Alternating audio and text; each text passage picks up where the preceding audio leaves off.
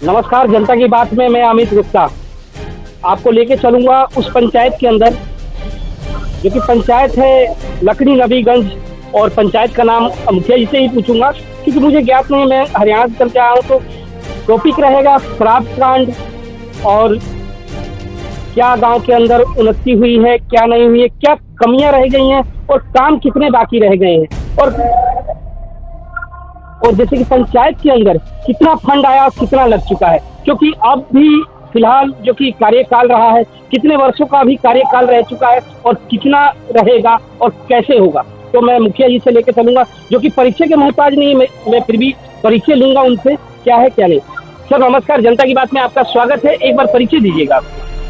नमस्कार सर, सबसे पहले मैं जनता की बात, मैं आप सबको धन्यवाद देना चाहता हूं कि आप लोग अपना कीमती समय निकालकर हमारे पास आए और हमारी बातों को आम जनता तक पहुंचाने का जो सराहनीय कार्य कर रहे हैं, इसके लिए आप लोगों को बहुत बहुत धन्यवाद। धन्यवाद सर। जैसे कि एक आपका कार्यकाल कितने वर्षों का अभी तक हो चुका है? जी, ऐसे तो हमारा कार्यकाल लगभग 3 वर्षों का पूर्ण हो चुका है। मैं लकड़ी नबीगंज प्रखंड का बल्डिया पंचायत का अभी वर्तमान मुखिया हूँ। लगभग 3 साल अपना कार्यकाल पूरा कर लिया हूँ, सिर्फ 2 साल के लगभग में बाकी है। जैसे कि इस कार्यकाल में आपने क्या क्या कार्य किया, क्या नहीं किया, ये कुछ बताइए। हाँ देखिए, मैं अपने जनता की बात है, जनता पूछ रही है जी। 3 साल के हमने कार्यक्रम में, है ना, ये बहुत सारे कार्य किए। जैसे हाल ही फिलहाल में मैंने 3 किलोमीटर लगभग ये सड़क जो है गंडक से होते हुए सीधे आजमी नगर सीमा तक, जो कि गोपालगंज का एक राजस्व ग्राम है, वहाँ तक जाती है, उसको मैंने पूर्ण किया। साथ ही साथ मैंने नहर की सफाई भी कराया था, क्योंकि लोग हमें चयनित किए हैं, तो उनको भी हमसे आशा है कि हमारे प्रतिनिधि जो है, मुखिया जो है, हमारे समाज के लिए, हमारे लिए, जनहित के लिए कुछ करें। मैंने उसी परिवेश में उस कार्य को मैंने पूर्ण कराया हूँ। उस रोड से काफ़ी लोग लाभान्वित हो रहे हैं। सीधे आजमी नगर से होते हुए तलमापुर के लोग जो है सीधे चले जाते हैं सिवान। क्या वो पक्कीकरण है या कच्ची? जी कच्ची है, चूँकि ऐसा नियम है कि सबसे पहले कच्ची किया जाता है।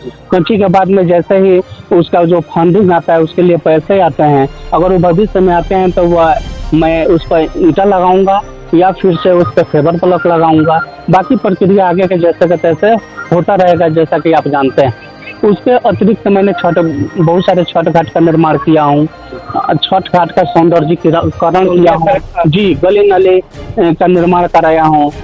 तो इस तरह से हम अपने हर एक वार्ड में कुछ न कुछ ये PCC रोड का निर्माण कराया हूँ। जो इस तरह से मैं उसकी संख्या तो गिना नहीं सकता हूँ, लेकिन अगर मैं धरातल पर चलता तो भली बात उसको बता सकता हूँ। जैसे कि एक और टॉपिक है, जैसे कि एक इंदिरावास को लेकर है। जी, इसके अंदर चढ़ावा चढ़ता है, तो क्या ये सत्य है? जी देखिए, जो लोग कहते हैं कि इसके लिए चढ़ावा चढ़ता है, चढ़ावा का मतलब कि घुसखोरी। जी, तो जो लोग कहते हैं, आप बताइए कि इंदिरावास जो नहीं है वो प्रधानमंत्री आवास योजना है, वो PM आवास है या CM आवास हो, तो मान लीजिए कि हम पैसा दिलवाते हैं, लाभों के खाता में डायरेक्ट जाता है, तो उसमें जी वो लाभों के खाते में सीधे भेजा जाता है। उसको अपने हाथ से, वो अपने फिंगर द्वारा, बायोमेट्रिक सिस्टम द्वारा उसको पैसा लेना है, तो उसमें ये चढ़ावा किस बात का? जी ठीक है, वो ठीक है। मैं एक और टॉपिक है, जैसे कि आपको नरेगा का पैसा होता है। जी, मैं कई दफा देख चुका हूँ। मैं देखिए, मैं बातों से चीरहरण करता हूँ। लोग कहते हैं कि चीरहरण क्यों करते हैं, मैं बातों से चीरहरण करता हूँ। अगर कोई भ्रष्ट पाता है, मैं उसको चीरहरण करूंगा। क्यों करूंगा? क्योंकि जनता का पैसा और जनता पूछ रही है। क्यों? नरेगा के अंदर कार्य होते हैं, नरेगा से पैसे वो कार्य नहीं करते और नरेगा का पैसा उड़ जाता है। तो इसके बारे में क्या कहेंगे आप? जी देखिए, जो लोग भी बताते हैं कि कार्य नहीं हुआ, नरेगा का पैसा उठ जाता है, अब जो उठाते होंगे वो तो वो मैंने आपसे कहा है, जी चीरहरण करूंगा मैं। जो उठाता है कोई भी प्रतिनिधि, है ना, तो ये उसका स्वभाव है। लेकिन हम अपने शासन काल में, अपने सत्ता में जब भी कार्य किया हूँ, तो ऐसा कोई भी कार्य नहीं है जो मैं बिना किए उठा लूँ, है ना। ये बात है, क्योंकि हम लोग का मनरेगा का जो कार्य करते हैं, नरेगा का जो कार्य करते हैं, उसका प्रतिदिन एनमेस होता है। जी जी। एनमेस होता है, तो जब हम लोग एनमेस करते हैं वो एनमेस हमारे सरकार तक भी जाती है, हमारे विभाग तक भी जाती है।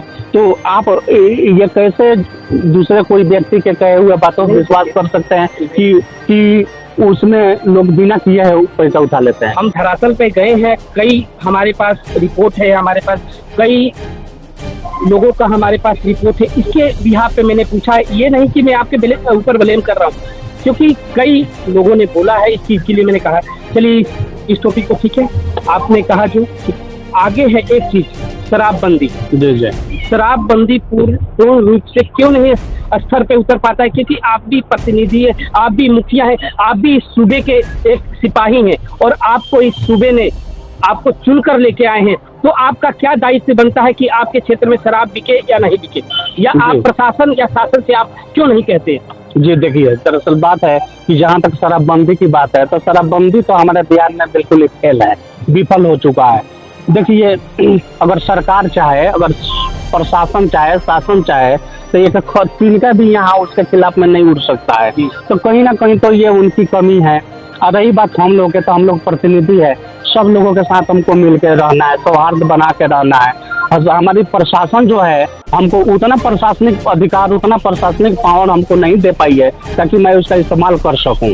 हमको चूंकि यहाँ पे रहना है, कल प्रशासन ही हमसे पूछेगी कि आपने उससे लड़ाई झगड़ा कैसे कर लिया, हमारे पास उसके लिए कोई जवाब नहीं है।